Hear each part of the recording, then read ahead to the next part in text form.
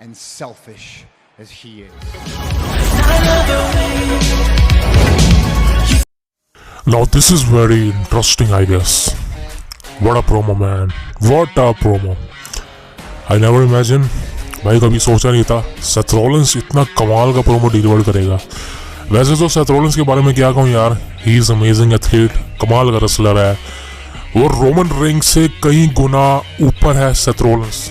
Roman rings से कई मामलों में सेथ रॉलिंस अच्छा है, कामयाब है और उससे ज़्यादा टैलेंटेड है। बट हमेशा से रोमन रिंग्स को एक टॉप पर रखा गया है और सेथ रॉलिंस को और डीन एम्ब्रोस को हमेशा नीचे रखा गया है। बट इन माय ओपिनियन, और आप सब भी मेरी बात से मानें कि अगर बात होती है रेसलिंग स्किल्स की, अगर बात होती है माइक स्किल्स की, तो शील्ड में सेथ रॉलिंस से बढ़िया कोई भी नहीं है भाई साहब, आप समझ सकते हो।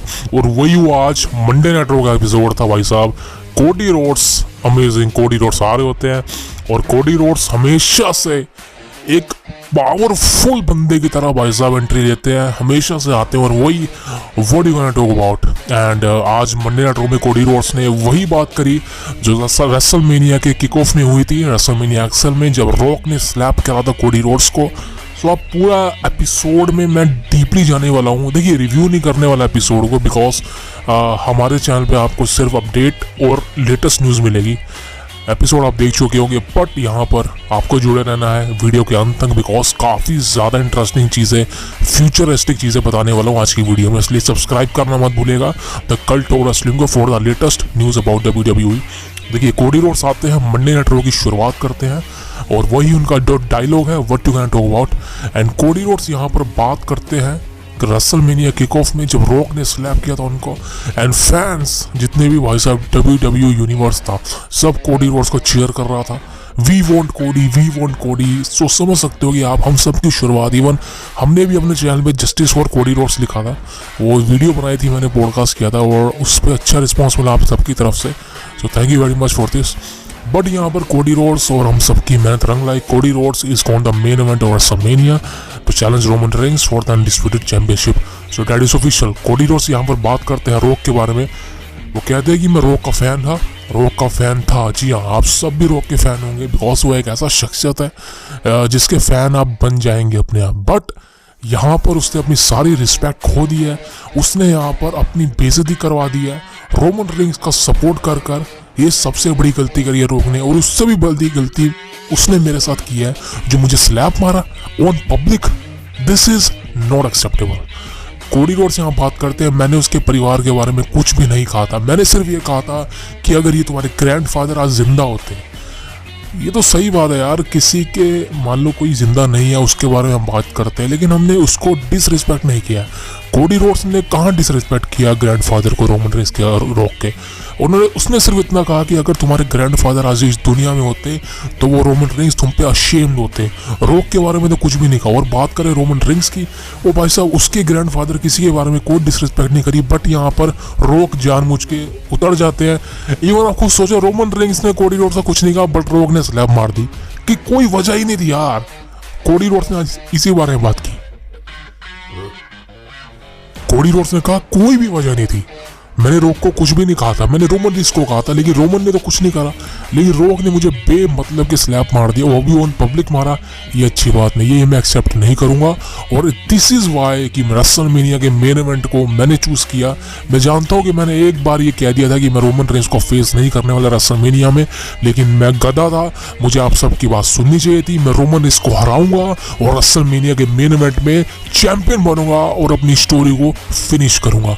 ओ भाई साहब, उसी के बाद सेथ फ्रीकिंग रॉलिंस की एंट्री होती है और कमाल का सेथ रॉलिंस को चीयर मिलता है, फैंस की तरफ से सपोर्ट मिलता है और सारे फैंस सेथ रॉलिंस के सॉन्ग पर, वो समझ सकते हो यार, एक अलग ही फीलिंग है भाई साहब। So Seth Rollins is a biggest superstar, आप मान लो इस बात को।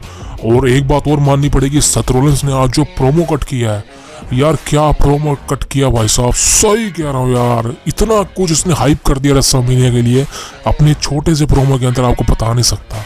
कमाल की सेथ रॉलिंस ने बातें करी हैं कोडी रोड्स के बारे में, कोडी रोड्स को सपोर्ट किया उसने, और कोडी रोड्स ने भी कहा थैंक यू वेरी मच, तुमने मुझे सपोर्ट किया प्रेस कॉन्फ्रेंस में।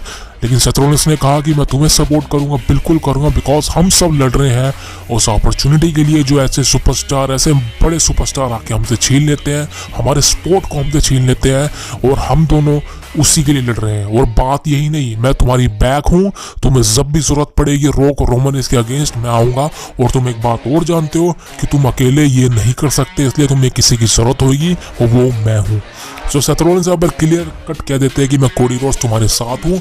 जब बात रोमन रेंस की और रॉक की होती है, दैट्स इट। उसके बाद सेथ रॉलिंस बहुत सारी बातें करते हैं कि Cody Rhodes you are the man. Last year क्या हुआ था तुम्हें पता है, उस की वजह से, ब्लड लाइन की वजह से तुम मैच नहीं जीत पाए थे।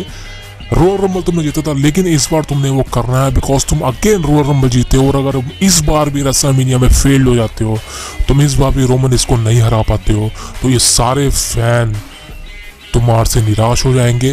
रोमन रेंस जो कि चैंपियन रहा है, मॉडर्न एरा का सबसे अनडिफीटेड चैंपियन, वो अनडिफीटेड रहेगा।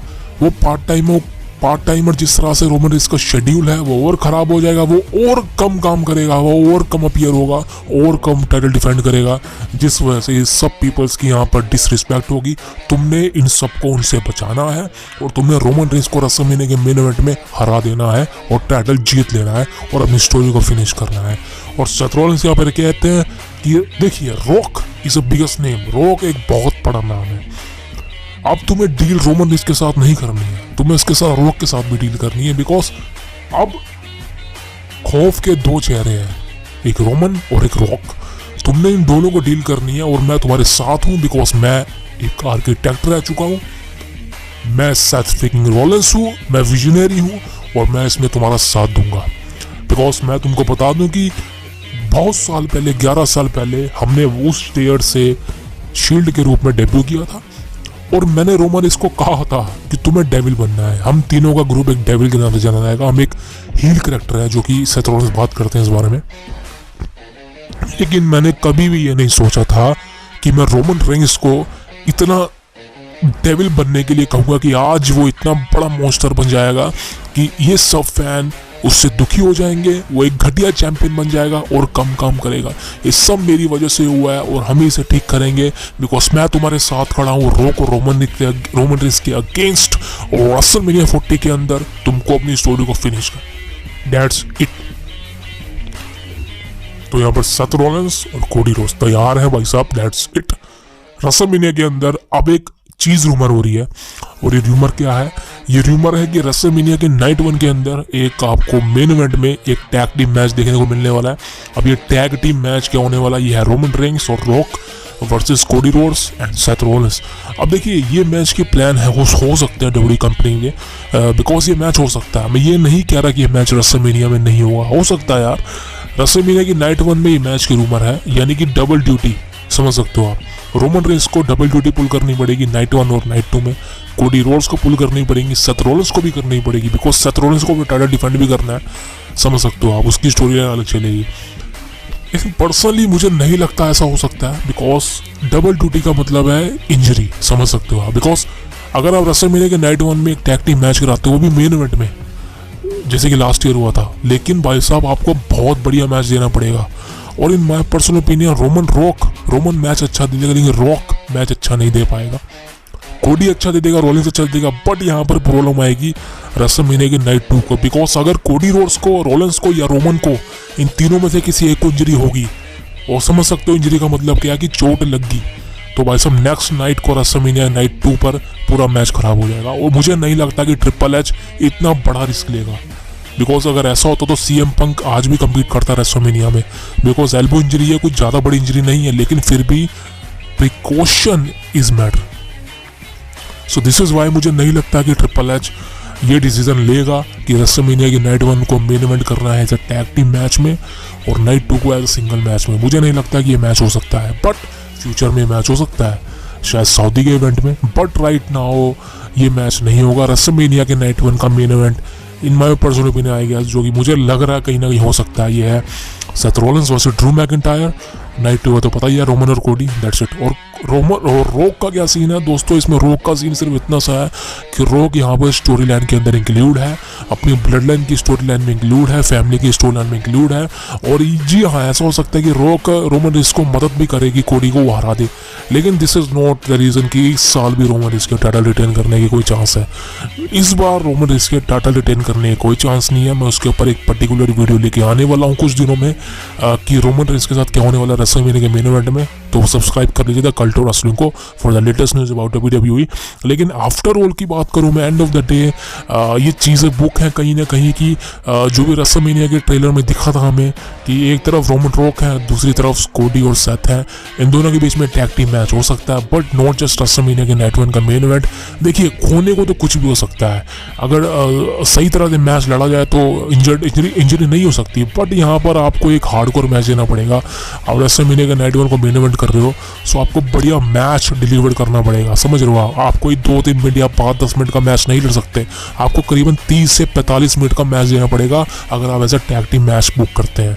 सो मुझे नहीं लगता कि ट्रिपल एच इतना बड़ा रिस्क लेगा अपने रेसलमेनिया का मेन इवेंटर्स के साथ और रोक को एक मैच में डालने के लिए, समझ सकते हो आप। सो ये थी दोस्तों आज की वीडियो। मेरे आपको वीडियो पसंद आएगी तो प्लीज़ सब्सक्राइब कर लीजिए the cult of wrestling for the latest news about WWE। मिलते हैं आपसे कल। Fighting Roman Reigns.